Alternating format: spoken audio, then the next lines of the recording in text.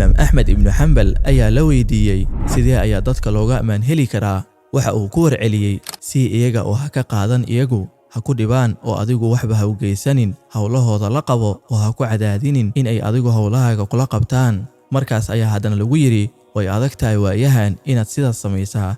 Markaasuu yidhi roonaan lahaydee haddii aad weliba sidaas kaga nabadgelayso. Waxaa wax laga xumaada ah in aynan iminka dadka ka raadinaynin inaynu wax ka dheefno ee aynu ka doonayno inaynu ka nabadgalno in aynu ka helno xuquuqdeena ugu yar, yacni in ay faraha kaala baxaan oo aad ka nabad hesho, balse waa ma dhacaan inaad ka badbaadaa. Noloshaada ayay ku nool yihiin in ka badan intaad adigu ku nooshahay. Waxa ay bahilmaansan yihiin in meesha ugu mudan ee afkooda uu ku habboon yahay ay tahay wejigoodaas uu Ilaahay ugu talagalay ee aanay ahayn nolosheena ay af kala soo galayaan.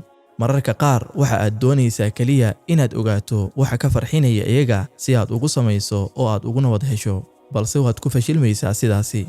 Haddii aad masaajidku ku badato waxa ay ku oranayaan xag jir, haddii aad maqaaxiyaha ku badatidna waxa ay ku oranayaan xadhig ka furad. Haddii aad xaaskaaga la tashato waxa ay ku oranayaan waa dameer loo taliyo, haddii aadan la tashanna waxa ay ku oranayaan kalitalis aanay xaaskiisa agtiisa miisaan ku lahayn. Haddii aad hadalka ninkaaga maqasho waxa ay ku oranayaan shakhsiyadeeda ayaa daciif ah, haddii aadan dhegaysanna waxa ay ku oranayaan waa faraha laga qaad dhaga adag.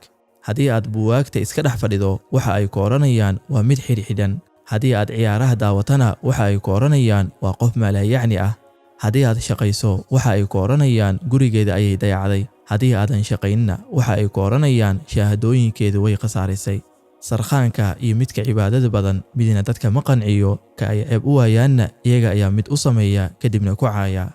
Miyaadan maqal Nabi Luud naxariisii nabadgelyo korkiisa ahaatee tolkiisa waxa ay ka sheegayeen أخرجوا آل لوط من قريتكم إنهم أناس يتطهرون. oo ay micnaheedu tahay ka saara qoyska Luud degmadiina waaba dad isdaahirinayaane. Markii ay gaf ku waayeen ayay nadiifnimadoodii iyo ceebka saliimnimadoodii ku caayeen. Markaasaad adiguna isweydiinaysaa sidii aad dadka u raaligelin lahayd. Ma jiro qaab aad u raaligelinaysaa saaxiib, ha ka yaabin taasi. waa walaalkiina Cabdixakiin Axmed oo idinla doonaya guusha labada daarood. والسلام عليكم ورحمة الله وبركاته.